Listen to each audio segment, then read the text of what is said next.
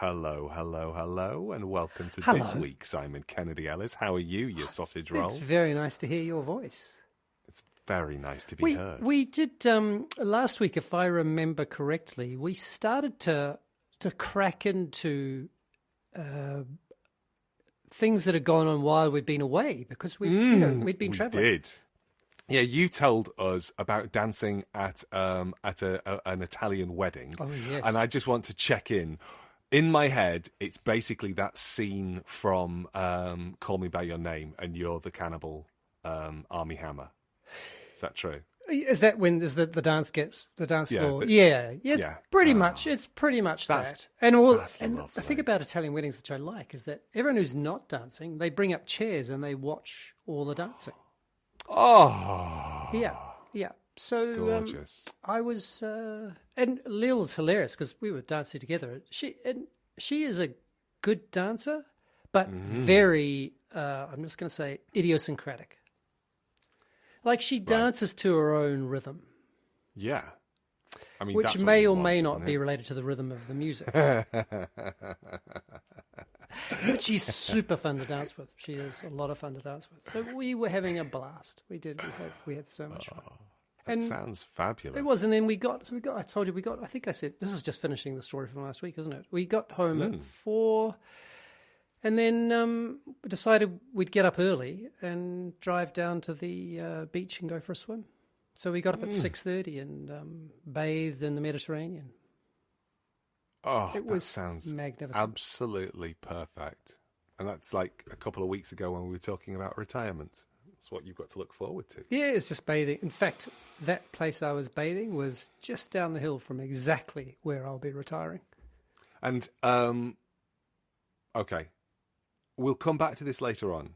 Yeah. Because what I want to do now is this. I'm considering this all to be the bit that happens before the welcome to midlifing, because I want a cliffhanger before we go into the welcome to midlifing. Because Simon, I need to tell you, I survived an earthquake.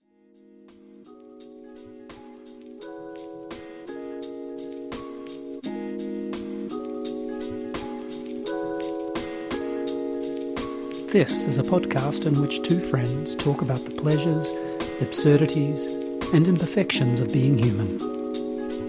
I'm Simon Ellis. And I'm Lee Miller. Welcome to Midlifing.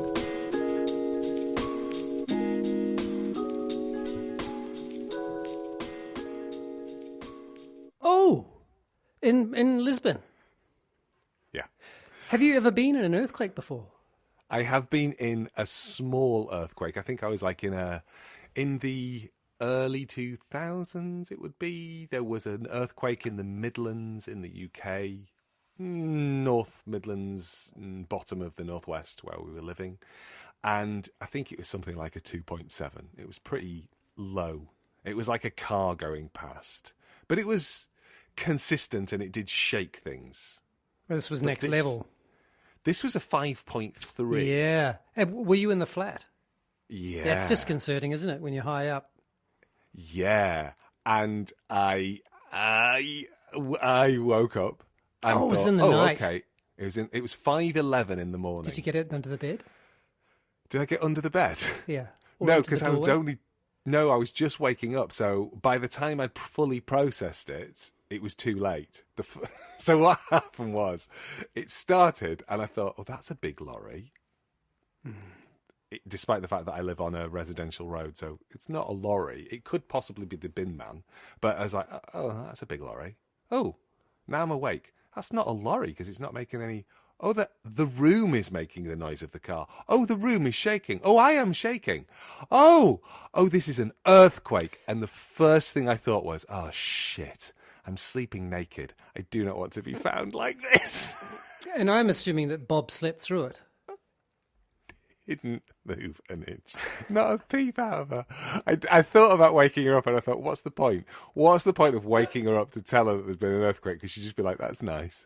And then go back to sleep. So instead what I did was I opened the window and began multiple conversations with my various neighbours. Did who you were put all clothes on before you did that? I was out. No, they can't see me from the waist down. They only saw me from the waist up, and everybody else was Shirtless. in a similar. Well, not everybody. There were young ladies in conversation, and they had shirts on.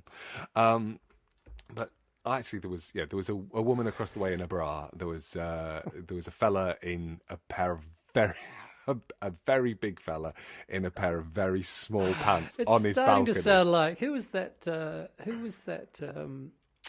Pieces for Small Spaces. What's that book? Something like that. Bob really likes. French. Oh. Writes about Bachelor. No, writes about really particular. Life a User's Manual is one book of his. Oh, why can't I remember anything? Perec. Huh?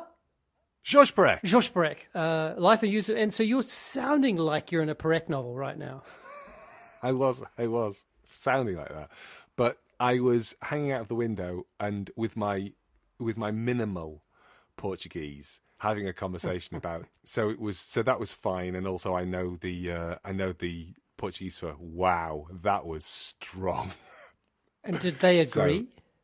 Well, they were telling me, and I was going, it was strong, wasn't it? And we were all in agreement, and then we were all just double checking that is everything. Are you okay? Has anything happened in the? Has anything did anything fall over? No, absolutely nothing. That was quite interesting. And according to the news reports, there was no significant damage and nobody was injured, which is good news. But it was a thing. We've got at least one listener who was in the 2011 Christchurch earthquakes who could tell us a thing or two about real earthquakes. Yeah, I remember actually talking with him not long after that at like a Skype or whatever, and they had an aftershock, and was the whole. I mean, he. Sorry if you're listening, Ian, but he grabbed his desk, and I've done, takes things on the chin, pretty relaxed guy, but I swear I saw fear in his eyes. Like, easy to laugh now. That was a big one, wasn't it? Yeah. I mean, New Zealand. Yeah, I mean they call it the Shaky Isles. Do they? So it's something Australia's that you okay. Yeah, so I, in Wellington, that was just common to have earthquakes. Wake up in the night.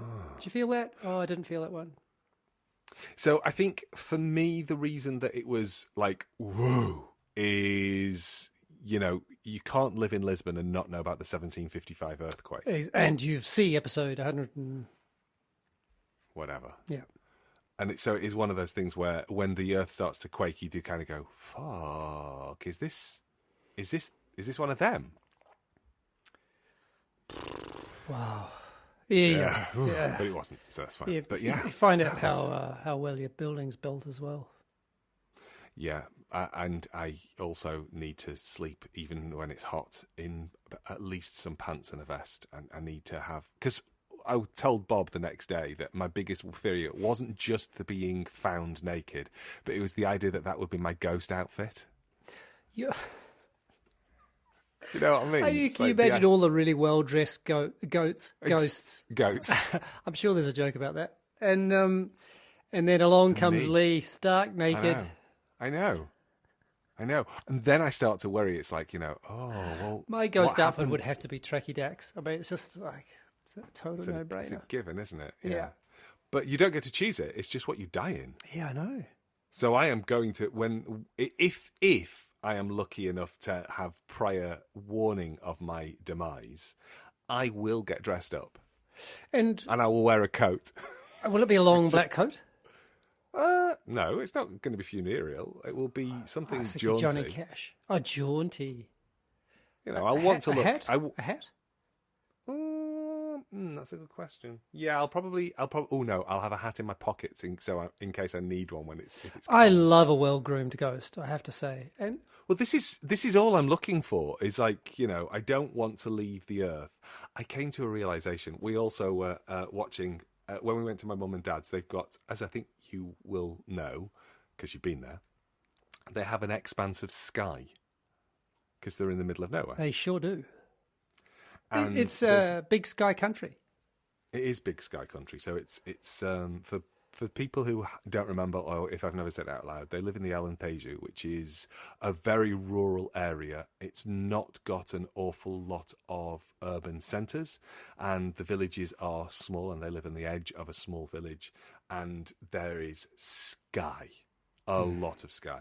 So Bob was lying in the hammock, and I was lying next to her on on a recliner, and we were holding hands, and she was swinging, and we were looking at the sky, and we were watching for shooting stars.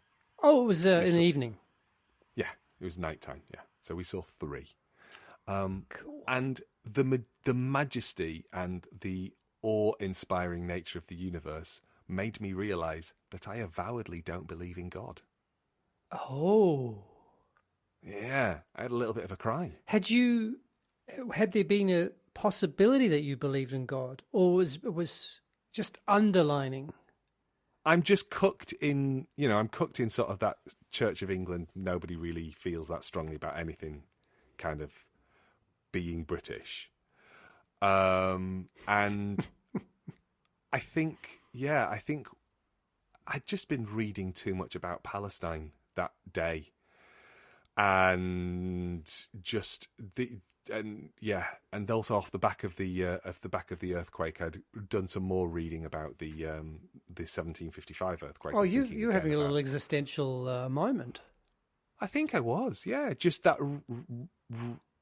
the idea that in that period of enlightenment, going, actually, yeah, there's no real humanity at that point in time. Humanity can't have done anything bad enough to be punished to this extent. And was your cry out of joy? Like what kind of tears were they? I think they were sort of wistful. They weren't joyful, they were wistful. But they were I was deeply, deeply moved by the awe and majesty of the universe. And realising that clinging on to a story about a man with a beard in the sky. Yeah, the little bit of I love but it's interesting, the word awe, which is, if you say it to an Italian, they're like, what? Because first of all, the spelling, what a nightmare, AWE, and then there is no translation. They do not have a word for it. What? So they can't be awestruck. You'd have to you have to kind of do a whole lot of linguistic gymnastics to describe the feeling. And of course, the little bit I've read about it is that it is this combination of beauty and fear, or it's a combination of two contrasting emotions. And the one that's the sort of quintessential one, is both beauty and fear.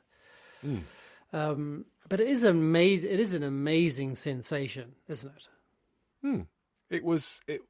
I think it helped that I was lying by the pool, holding my wife's hand, counting shooting stars. And but, yeah.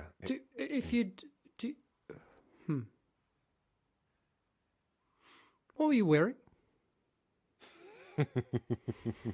I was wearing a pair of shorts and a long-sleeved shirt, a linen. So not your death costume. If I had died, it would have been my death costume. Yeah. I wasn't aiming to die in that moment. Oh. Wow, it does. Thank you for that, by the way. You're welcome. I feel quite enriched by thinking about that. Oh, that's a lovely thing to say. Yeah, Simon. no, it does. It's really. I think it's really. There. I don't think we place ourselves. I mean, it's about as far away from TikTok as you can get, isn't it? Lying under the sky watching shooting stars. Yeah. Yeah, I think so. Or just the feeling of awe. Oh, yeah. I don't know when the sky is clear like that. I don't know how you can look up and not think anything other than, wow, this is massive and I am tiny. And you're tiny.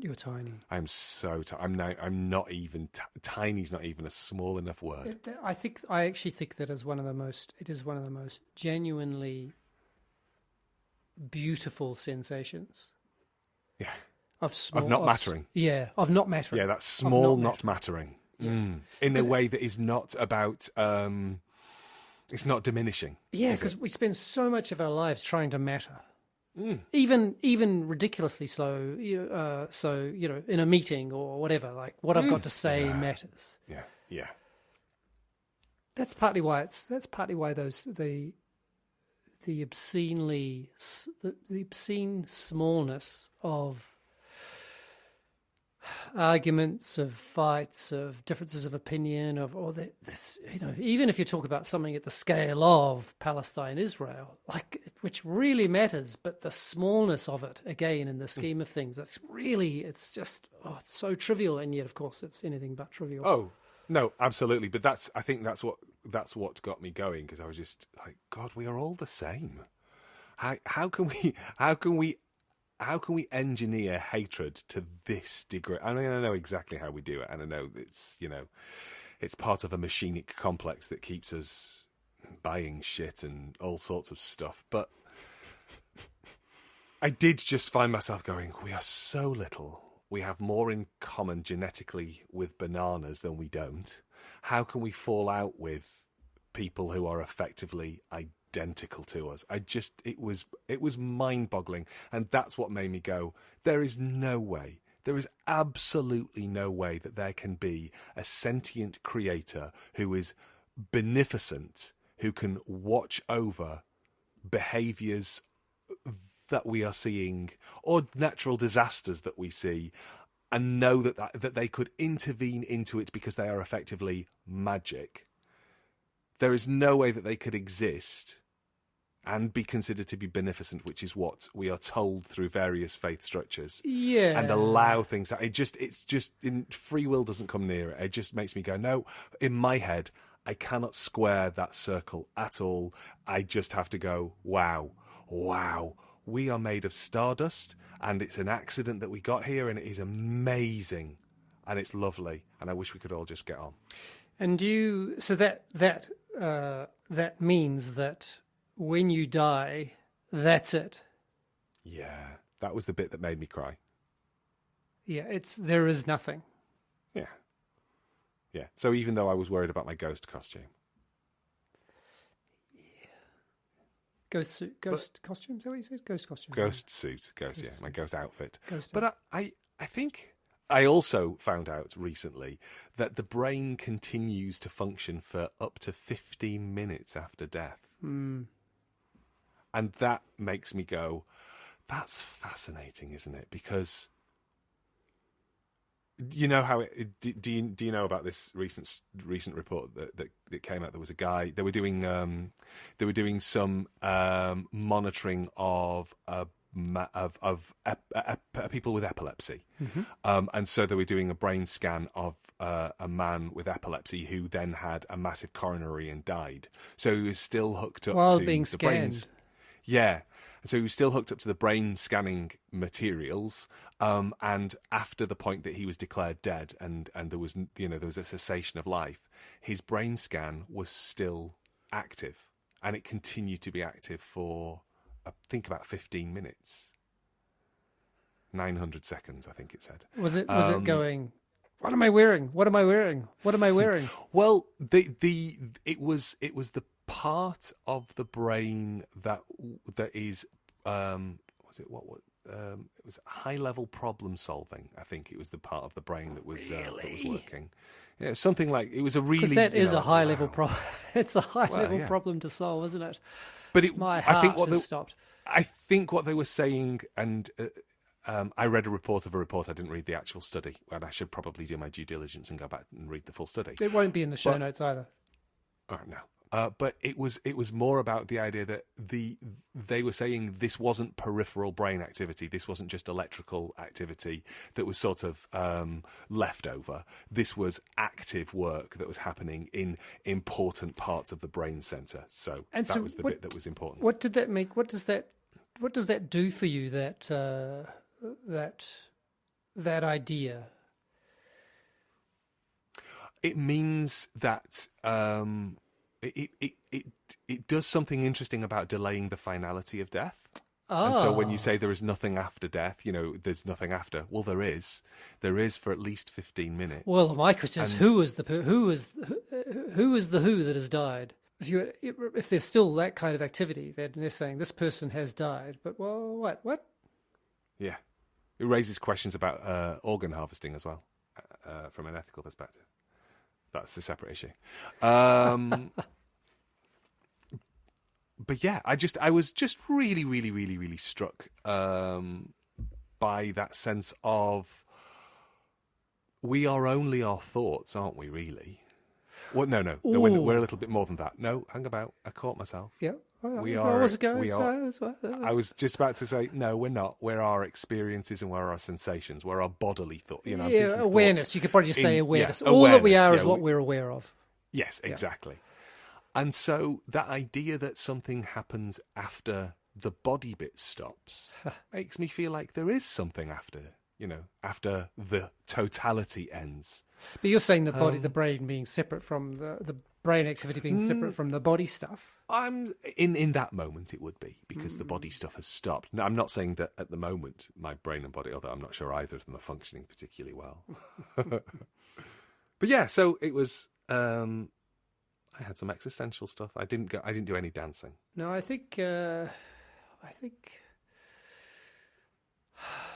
Well, I mean, there's pretty long history of the ecstatic in relation to dancing, as you know well, and I did. It was that experience of dancing at the wedding. That don't happen very often for me now, and it's just wow. The sort of sense of deep pleasure is quite remarkable. I've got two questions. Go on. The first is, why can't you, but by extension all of us, engineer those moments to happen more regularly? Why don't they happen? That's it's a genuine question, and it's a little bit like last week we were talking about how social we are in Lisbon and not in the UK. Why is that? Well, it's because we don't make time to be social, as well as the fact that just the vibe, the people, all of that sort of stuff just makes it slightly easier. But we could do more things. There are lots of people who are social in the UK, and it's not like, oh yeah, but it's because it's based around a beer culture and a drinking culture. It's like, oh, so people don't get pissed constantly in Portugal. I did spend a lot of I found a new craft beer place. So you're fully into beer now? No, my friend works there, and she was giving us free beer, so we were just having a nice time. So you're fully into beer now? Well, I guess so. But then it was one of those really funny things where I went somewhere to say hello, not with any intention of staying, but then ended up staying and actually returning a couple of times during the visit because we met the people who were working there and just really clicked with them. Oh, there was this really lovely guy called Tomasz who got very I think I've made friends for life. It's a real strong heart connection here. And it's like, you're a sweet potato pie. Also, a really fucking good DJ. And he just did a really good set on a Saturday night. And it was just... At the beer place? Awesome. At the beer place. Oh. Yeah. It was just... Yeah. So it was one of those things where Bob had sent me a thing that was in The Guardian a couple of weeks ago about the philosophy of dog needing to be more dog. There was a guy in the States writing about... Did you see this? No. So he basically said he's got a dog. And at about 20 minutes before he's due to leave the house to pick up his kid, the dog starts to look at him. And he's like, it's going to happen, isn't it? It's going to happen. It's going to happen. It's going to happen. So there's 20 minutes of this intense preparation from the dog. And then the guy stands up and says the same thing. Do you want to come with? And at which point the dog runs and gets his own lead, throws the lead in the air and tries to get his head through the lead hole. Wow. Very rarely succeeds. Yeah, because he's so excited about going about the house. And this is the bit that the guy was reflecting upon. He then says, we then walk from the house to the car. The dog climbs in the car. It sits in the car. We drive and get the kid. We drive back home. the dog gets out of the car. That was it. There is nothing exciting. There's no sniffing happening. There is no other dogs. There is no walk. It is just, we go to the car, we get the kid, we come home. But the dog is like, this is the best thing that's ever happened. And he then started to watch how the dog meets everything. And effectively, the dog is constantly in a state of, this is brilliant. I can't believe we get to do this. Well, yeah, absolutely. There are those two states. And the guy was saying, like, obviously people would say, well, that's because dogs are stupid. And he went, I've spent a long time with it. It's not stupid. It's just able to be really open to joy.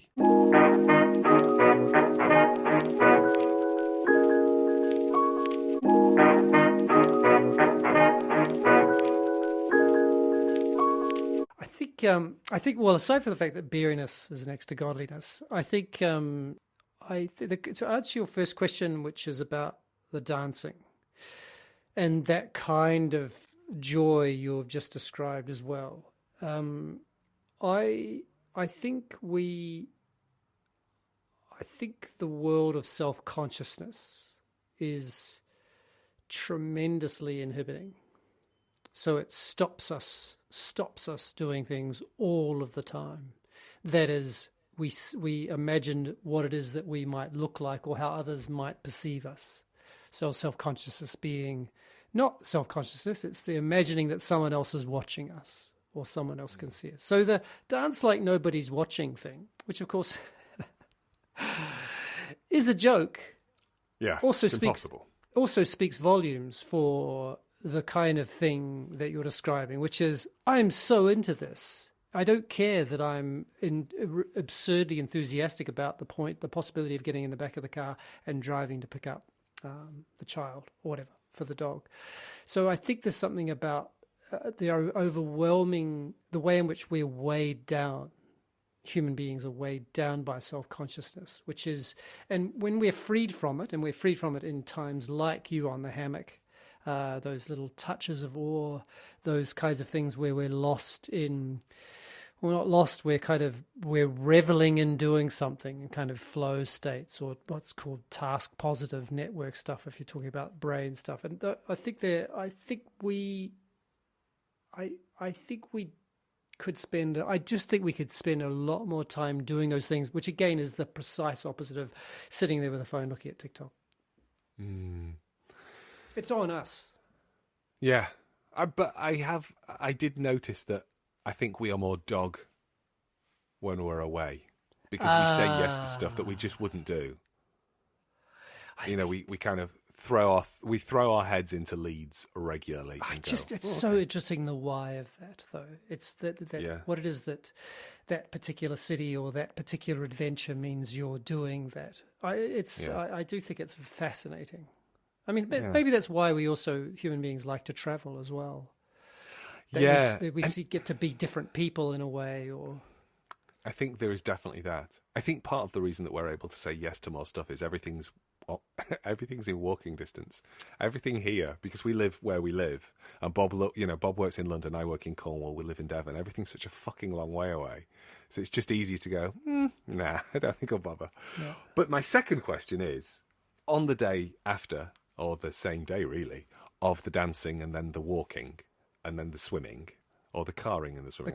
You said carring and the swimming. You said that was near to where you would be in retirement. Tell me, have you found a place? Have you kind of started to project into a building, a type of building? Yes, I have, but it's not... I'm obsessed about property portfolios. Yes, but it's not a property.